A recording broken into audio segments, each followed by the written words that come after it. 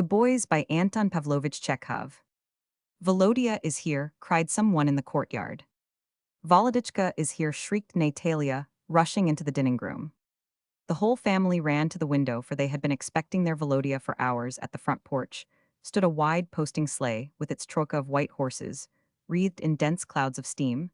The sleigh was empty, because Volodya was already standing in the front entry, untying his hood with red frostbitten fingers, his schoolboy's uniform, his overcoat, his cap, his galoshes, and the hair on his temples were all silvery with frost, and from his head to his feet, he exhaled such a wholesome atmosphere of cold that one shivered to be near him. His mother and aunt rushed to kiss and embrace him. Natalia fell down at his feet and began pulling off his galoshes. His sisters shrieked, doors creaked and banged on every side, and his father came running into the hall in his shirt sleeves, waving a pair of scissors and crying in alarm. "Is anything the matter? We expected you yesterday. Did you have a good journey? For heaven's sake, give him a chance to kiss his own father." "Bow wow wow," barked the great black dog, my lord, in a deep voice, banging the walls and furniture with his tail.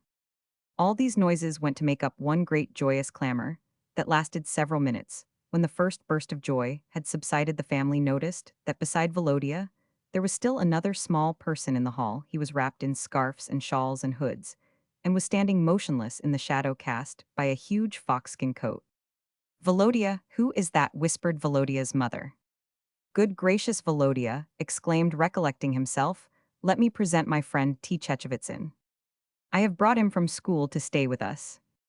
"We are delighted to see you make yourself at home," cried the father gaily. "Excuse my not having a coat on. Allow me." Natalia helped Mr. T. Cherepitsin to take off his things. "For heaven's sake, take that dog away. This noise is too awful."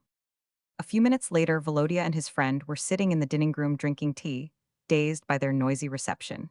And still rosy with cold, the wintry rays of the sun, piercing the frost and snow on the window panes, trembled over the samovar, and bathed themselves in the slop basin. The room was warm, and the boys felt heat and cold jostling one another in their bodies, neither wanting to concede its place to the other.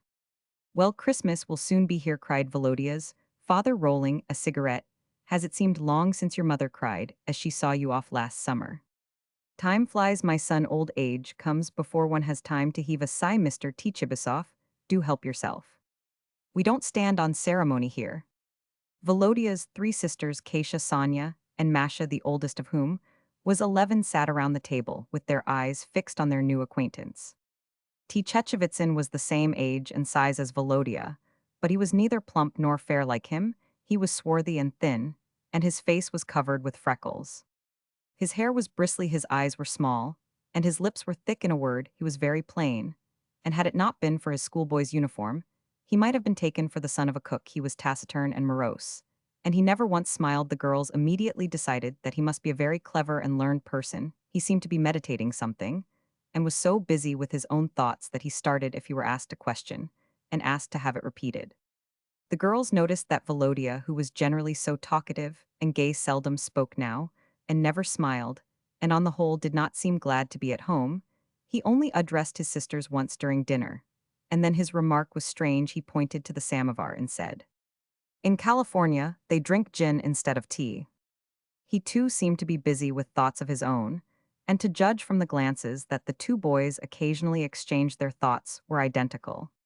After tea, the whole family went into the nursery, and Papa and the girls sat down at the table and took up some work which they had been doing when they were interrupted by the boys' arrival.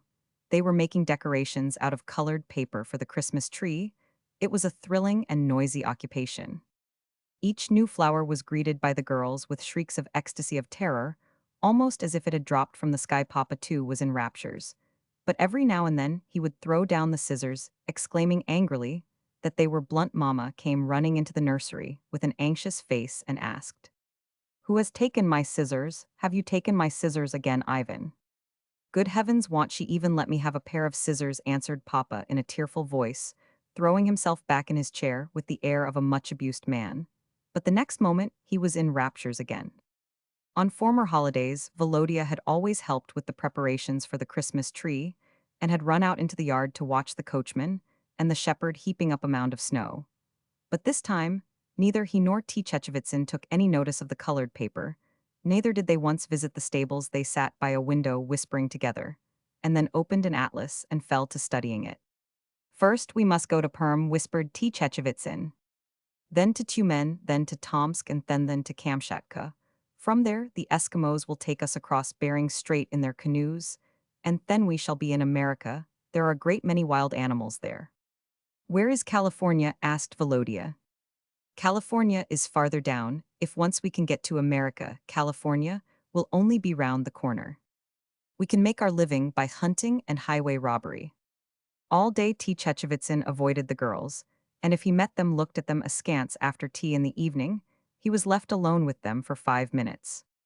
To remain silent would have been awkward, so he coughed, sternly rubbed the back of his right hand with the palm of his left, looked severely at Keisha, and asked, "Have you read Maine Reid?" "No, I haven't, but tell me, can you skate?" T. Chechevitsin became lost in thought once more, and did not answer her question. He only blew out his cheeks, and heaved a sigh as if he were very hot. Once more he raised his eyes to Keisha's face and said, "When a herd of buffalo gallop across the pampas, the whole earth trembles, and the frightened mustangs kick and neigh." T. Chechevitsin smiled wistfully and added, "And Indians attack trains too, but worst of all are the mosquitoes and the termites." "What are they?" "Termites look something like ants, only they have wings, they bite dreadfully. Do you know who I am?" "You are Mr. T. Chechevitsin." "No, I am Montezuma Hawkeye, the invincible chieftain." Masha, the youngest of the girls, looked first at him, and then out of the window into the garden, where night was already falling, and said doubtfully, "We had T. Chechevitsa lentils for supper last night." The absolutely unintelligible sayings of T. Chechevitsin, his continual whispered conversations with Volodya, and the fact that Volodya never played now and was always absorbed in thought. This seemed to the girls to be both mysterious and strange. Keisha and Sonia, the two oldest ones, began to spy on the boys, and when Volodya and his friend went to bed that evening, they crept to the door of their room and listened to the conversation inside. Oh, what did they hear? The boys were planning to run away to America in search of gold. They were all prepared for the journey and had a pistol ready too, knives, some dried bread, a magnifying glass, for lighting fires, a compass, and 4 rubles. The girls discovered that the boys would have to walk several thousand miles, fighting on the way with savages and tigers, and that they would then find gold and ivory and slay their enemies. Next, they would turn pirates, drink gin, and at last, marry beautiful wives and settle down to cultivate a plantation. Volodya and T. Chechevitsin both talked at once and kept interrupting one another from excitement. T. Chechevitsin called himself Montezuma Hawkeye, and Volodya my pale-faced brother. "Be sure you don't tell Mama," said Keisha to Sonia. As they went back to bed, "Volodya will bring us gold and ivory from America, but if you tell Mama, she won't let him go." T. Chechevitsin spent the day before Christmas Eve studying a map of Asia and taking notes, while Volodya roamed about the house, refusing all food, his face looking tired and puffy, as if it had been stung by a bee. He stopped more than once in front of the icon in the nursery and crossed himself, saying, "O Lord, forgive me, miserable sinner. O Lord, help my poor unfortunate mother." Toward evening, he burst into tears when he said good night. He kissed his father and mother and sisters over and over again. Keisha and Sonia realized the significance of his actions. But Masha, the youngest, understood nothing at all. Only when her eye fell upon T. Chechevitsin did she grow pensive and say with a sigh, "Nurse says that when Lent comes, we must eat peas and T. Chechevitsa." Early on Christmas Eve, Keisha and Sonia slipped quietly out of bed and went to the boys' room to see them run away to America. They crept up to their door. "So you won't go?" asked T. Chechevitsin angrily. "Tell me you won't go." "Oh dear," wailed Volodya, weeping softly. "How can I go? I am so sorry for Mama." "Paleface brother, I beg you to go. You promised me yourself that you would. You told me yourself. How nice it would be now, when everything is ready. You are afraid." "I am not afraid. I am sorry for Mama." "Tell me, are you going or not?" "I'm going only wait a bit. I want to stay at home a little while longer."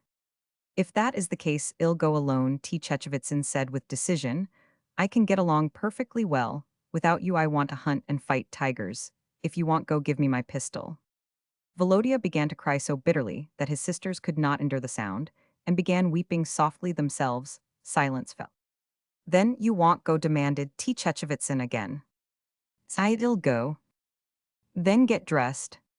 And to keep up Volodya's courage, T. Chechevitsin began singing the praises of America. He roared like a tiger, he whistled like a steamboat. He scolded and promised to give Volodya all the ivory and gold they might find. The thin dark boy with his bristling hair and his freckles seemed to the girls to be a strange and wonderful person. He was a hero to them, a man without fear, who could roar so well that through the closed door one might really mistake him for a tiger or a lion. When the girls were dressing in their own room, Keisha cried with tears in her eyes. "Oh, I am so frightened." All was quiet until the family sat down to dinner at 2 o'clock, and then it suddenly appeared that the boys were not in the house. Inquiries were made in the servants' quarters, and at the stables, but they were not there. A search was made in the village, but they could not be found. At tea time they were still missing, and when the family had to sit down to supper without them, Mama was terribly anxious, and was even crying. That night another search was made in the village, and men were sent down to the river, with lanterns. Heavens, what an uproar arose. Next morning, the policeman arrived and went into the dining room to write something. Mama was crying. Suddenly, lo and behold, a posting sleigh drove up to the front door, with clouds of steam rising from its 3 white horses. "Volodya is here," cried someone in the courtyard. "Volodichka is here," shrieked Natalia, rushing into the dining room. My lord barked bow wow wow in his deep voice. It seemed that the boys had been stopped at the hotel in the town, where they had gone about asking everyone where they could buy gunpowder. As he entered the hall, Volodya burst into tears and flung his arms round his mother's neck. The girls trembled with terror at the thought of what would happen next, for they heard Papa call Volodya and T. Chechevitsin into his study and begin talking to them. Mama wept and joined in the talk. "Do you think it was right?" Papa asked, chiding them. "I hope to goodness they won't find it out at school, because if they do you will certainly be expelled. Be ashamed of yourself, Master T. Chechevitsin.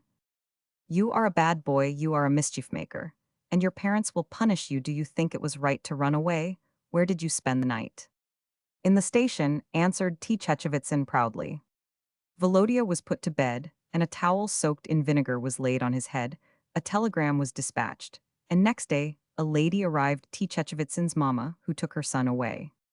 As T. Chechevitsin departed, his face looked haughty and stern. He said not a word as he took his leave of the girls, but in a copybook of Keisha's, he wrote these words for remembrance. "Montezuma Hawkeye,